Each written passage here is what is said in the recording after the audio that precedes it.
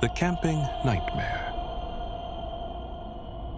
It was a crisp autumn afternoon when Emily, Jake, Sarah, and Tom arrived at the secluded campsite, nestled deep within the heart of the Whispering Pines forest. The trees stood tall and dense, their leaves whispering secrets to the chilling breeze. The group had rented a caravan for the weekend, a cozy escape from the hustle and bustle of city life. Little did they know, this getaway would become a nightmare they would never forget. The friends were excited, their spirits high as they parked the caravan in a small clearing surrounded by towering pines. They unloaded their gear, laughing and joking as they set up their temporary home. The forest was serene, yet there was an undercurrent of unease that Emily couldn't shake off. It felt as though the trees themselves were watching, their gnarled branches reaching out like skeletal fingers. As they gathered around a crackling campfire that evening, Emily voiced her concerns. "I don't know, guys. Something about this place feels off." Jake, ever the skeptic, chuckled. "Come on, Em. It's just your imagination. It's the perfect place to unwind." Sarah nodded, though her eyes darted nervously to the shadows cast by the fire. "Yeah, we're just here to relax. Let's not spook ourselves." Tom, the practical one, added, "If it makes you feel better, we can do a quick perimeter check tomorrow. But for tonight, let's just enjoy the fire." Night fell swiftly, blanketing the forest in ink-black darkness. The group turned in, the warmth of the caravan a welcome reprieve from the chilly air. Emily, still uneasy, found it hard to sleep. She tossed and turned, every creak of the caravan magnified in the silence. Around midnight, a soft rustling outside caught her attention. She sat up, her heart pounding. The sound was faint, like someone or something was moving through the underbrush. Emily pressed her ear against the window, peering out into the darkness. She saw nothing but the silhouette of trees swaying gently in the wind. Deciding it was probably an animal, Emily settled back down. But the noise persisted, closer this time. Her skin prickled with fear as she whispered, "Jake, wake up." Jake stirred, groggy and annoyed. "What is it?" "Listen," Emily urged. The rustling grew louder, followed by a low, eerie whistle that sent chills down their spines. Jake sat up, now fully alert. What the hell was that? They woke Sarah and Tom, recounting the strange sounds. Sarah's face paled and Tom grabbed a flashlight. "Let's check it out." Huddled together, the four friends stepped outside into the frigid night air. The flashlight beam cut through the darkness, illuminating patches of forest floor and twisted roots. The whistling had stopped, but the forest was eerily silent, as if holding its breath. They made their way to the edge of the clearing, where the trees loomed like silent sentinels. Tom swung the flashlight in wide arcs, revealing nothing but shadows. "See, probably just the wind," he said, though his voice lacked conviction. Just as they were about to turn back, Emily gasped. "Look!" She pointed to a spot just beyond the tree line. There, half hidden behind a tree, was a figure. A man, tall and gaunt, his clothes tattered and eyes wide with a wild, unsettling glint. He stood perfectly still, watching them. The friends froze, a collective chill washing over them. "Who's there?" Jake called out, trying to sound braver than he felt. The man didn't respond, his gaze fixed and unblinking. Then, with slow, deliberate movements, he stepped back into the shadows and disappeared. Panicked, the group rushed back to the caravan, locking the door behind them. "Who was that?" Sarah whispered, her voice trembling. "I don't know," Emily replied, her voice barely above a whisper. "But he was watching us." Jake tried to remain calm.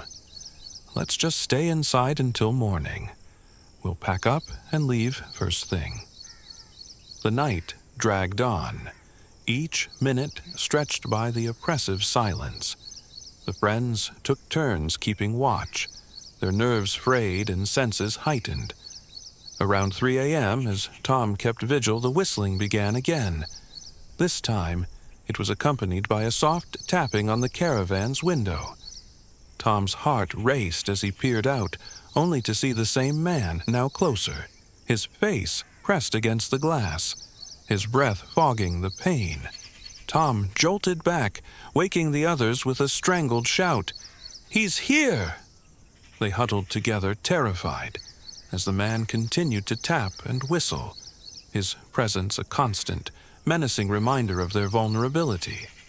Eventually, as dawn broke, the noises ceased, leaving the friends exhausted but determined.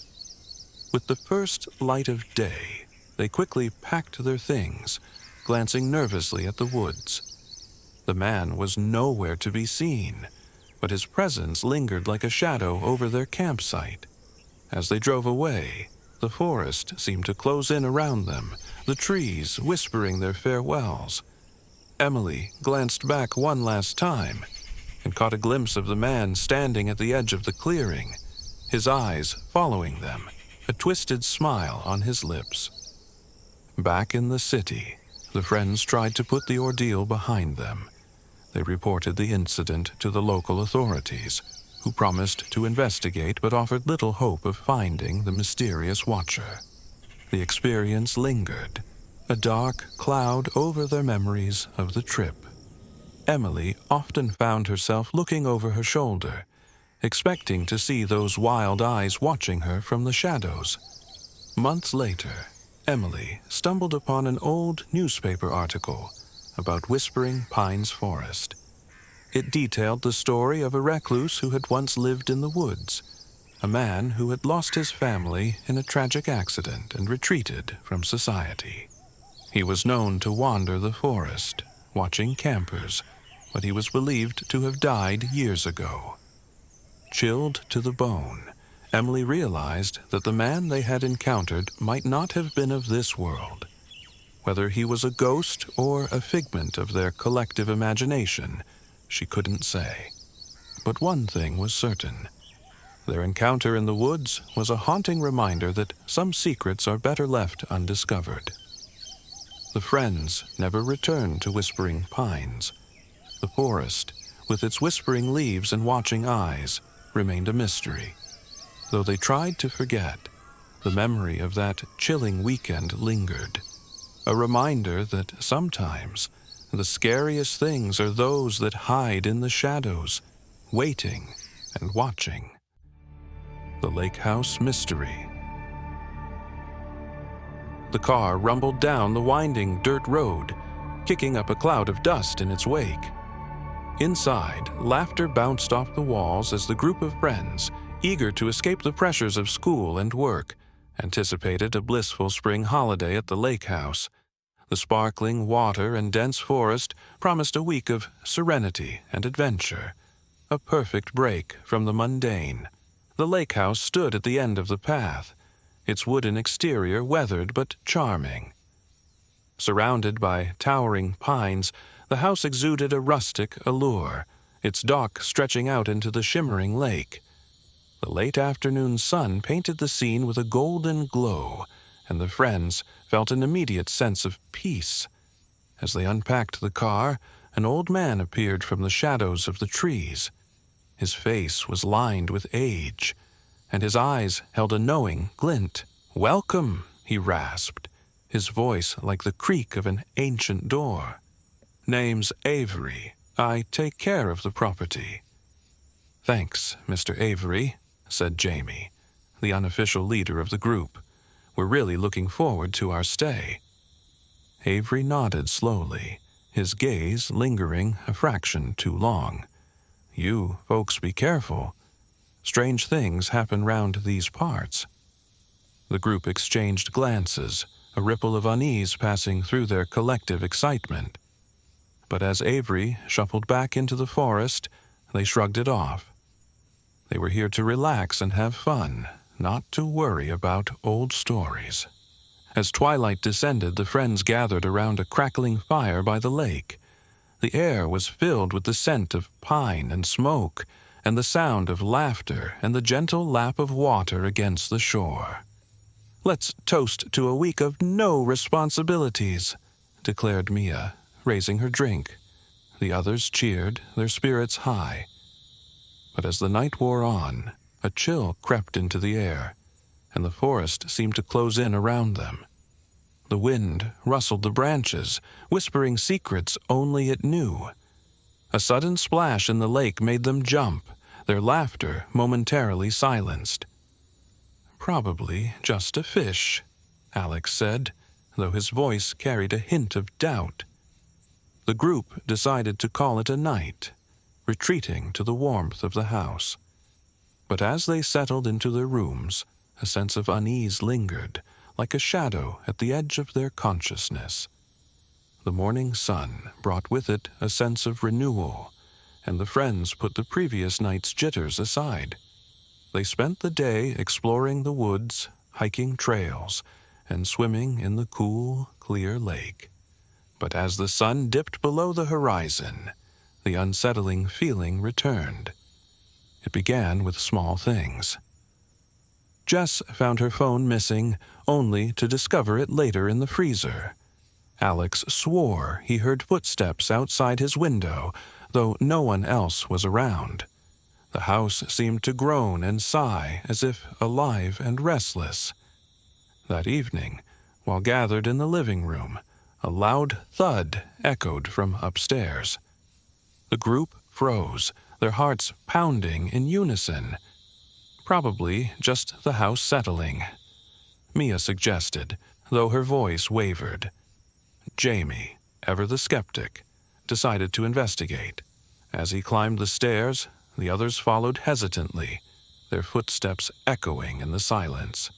At the top, they found a dusty attic door ajar, though none remembered opening it. Inside the attic, the air was stale and cold. Moonlight filtered through the cracked window, casting eerie shadows across the room. Old furniture, covered in sheets, stood like forgotten sentinels. But it was the far corner that drew their attention, a collection of faded photographs, yellowed with age. The photos depicted the lake house, but in a different time, with different people. Families, couples, and children. Each photo captured a moment of joy. Yet there was something unsettling about them. The faces, though smiling, seemed to hold a hidden dread. "What do you think happened to them?" Jess whispered, her gaze fixed on a particularly haunting image. "Maybe they just moved away," Alex suggested, though he didn't sound convinced. The friends returned downstairs, unnerved but unwilling to voice their fears. They agreed to put the mystery out of their minds, but sleep, when it came, was fitful and plagued with strange dreams. The following day, the atmosphere grew tense. The lake, once inviting, seemed to brood under the overcast sky. The forest, a sanctuary of green, now felt like an oppressive cage. As they prepared breakfast, the radio abruptly crackled to life, blaring static before settling on a chilling old tune that none recognized. The sound of a child's laughter echoed through the house, though they were alone. "Okay, this is getting weird," Alex said, trying to mask his fear with bravado. Determined to get to the bottom of the mystery, Jamie suggested they investigate the surrounding area. Armed with flashlights and a growing sense of urgency, they ventured into the woods, guided by the whispers of the wind. Deeper into the forest, they stumbled upon a clearing, the ground littered with stones arranged in a peculiar pattern. In the center stood a weathered, moss-covered statue of a woman, her expression one of sorrow and longing. "This must be it," Mia breathed, feeling a chill run down her spine. The air vibrated with an unseen energy, and as they stood there, the ground seemed to ripple beneath their feet. The statue's eyes, once lifeless stone, glinted with an eerie light, and the forest around them pulsed with a heartbeat not their own. Suddenly, Jess gasped, pointing to a carving at the base of the statue. It read, "To those who disturb the past, beware the echoes that last." The friends backed away slowly, the truth dawning on them. The lake house and its surroundings were haunted by memories of those who had come before, those who had disappeared without a trace. As they hurried back to the house, the wind rose, howling through the trees like a chorus of lost souls. Shadows danced at the edge of their vision, and the feeling of being watched intensified. Once inside, they barricaded the doors, their breaths coming in panicked gasps. "We need to get out of here," Jamie insisted. His earlier skepticism vanished. But the house had other plans. The walls vibrated with a low hum, and the temperature dropped sharply. The air grew thick with whispers, unintelligible but filled with malice. Desperate, Alex grabbed a chair and smashed it against a window, shattering the glass. As they scrambled through the opening, the house seemed to shudder, its foundations groaning in protest. Outside, the wind lashed at their faces, driving them towards the car. As they sped away, the house stood silent behind them, a dark silhouette against the stormy sky. They drove in silence, the weight of their experience heavy in the air. The lake house, once a promise of relaxation and fun, had revealed a sinister truth, one they would not soon forget. As they reached the main road, Jess glanced back, half expecting to see the house looming in the rearview mirror. But it was gone, hidden by the trees and the secrets they held. The friends knew they would never return. The lake house would remain a mystery, its past and its hauntings sealed away, leaving them with only memories of a holiday that had turned into a nightmare. The Vanishing of the Harrow Family. Nestled deep within the shadowy embrace of the Blackwood Forest stood an old, weathered house. It had been the home of the Harrow family for generations, a place steeped in history and tradition. But one fateful autumn, the Harrows vanished without a trace, leaving behind a chilling mystery that lingered like a ghostly whisper among the townsfolk of Ravensbrück. The Harrow family was known throughout Ravensbrück not only for their ancestral home, but also for their peculiar traditions. Every October, they would isolate themselves from the world, refusing visitors and casting a veil of secrecy over their lives. Townspeople whispered about ancient rituals, but the Harrows remained enigmatic, their secrets locked away within the creaking walls of their forest-bound home. The family consisted of Jonathan Harrow, a stern but loving father, his wife, Margaret, whose laughter once filled the halls with warmth, and their two children, Emily and Thomas. Emily, a bright and curious teenager, often roamed the forest with her journal in hand, while young Thomas preferred the comfort of the house, surrounded by his toys and books. It was the first week of November when the townsfolk realized that something was amiss. The Harrow family, who should have re-emerged from their October seclusion, remained unseen. Concerned neighbors ventured to the edge of Blackwood Forest, their hesitant knocks on the Harrow door echoing in the silence.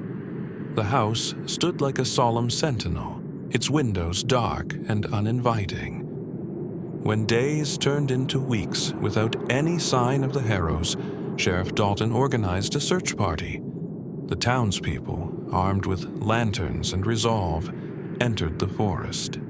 As they approached the house, an unnatural chill swept over them, as if the very air was infused with an ancient dread. Inside, The house appeared untouched by time, yet something was undeniably wrong. Dust coated the furniture, cobwebs adorned the corners, and an eerie silence pervaded the rooms. The search party found no signs of struggle, no indication of a hurried departure. It was as if the Harrows had simply vanished into thin air. In the dining room, a table was set for dinner, the food now spoiled and forgotten. A single candle had melted into a puddle of wax, its flame long extinguished. Sheriff Dalton, his heart heavy with foreboding, led the search deeper into the house.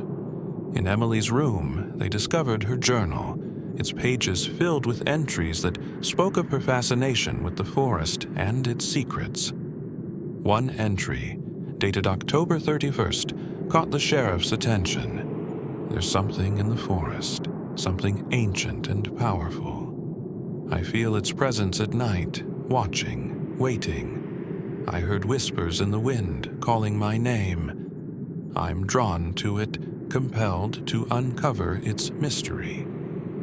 The words sent a shiver down Dalton's spine. What had Emily discovered?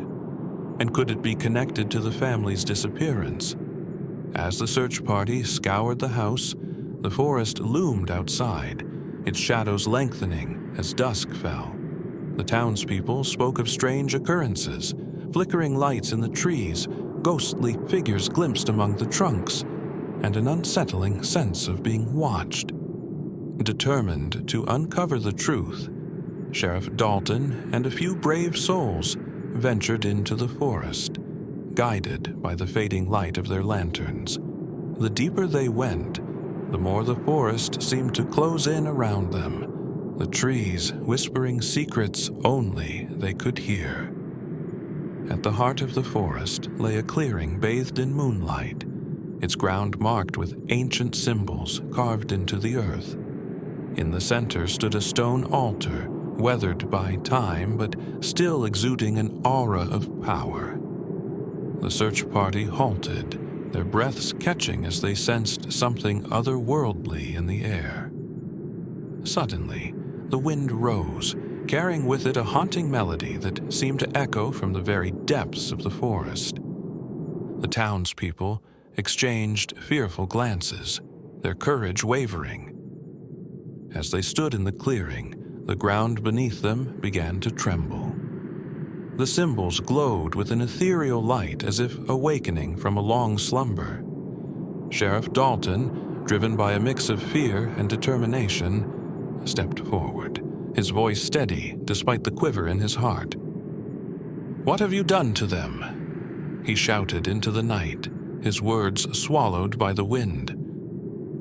In response, a figure emerged from the shadows, its form indistinct and shifting like mist.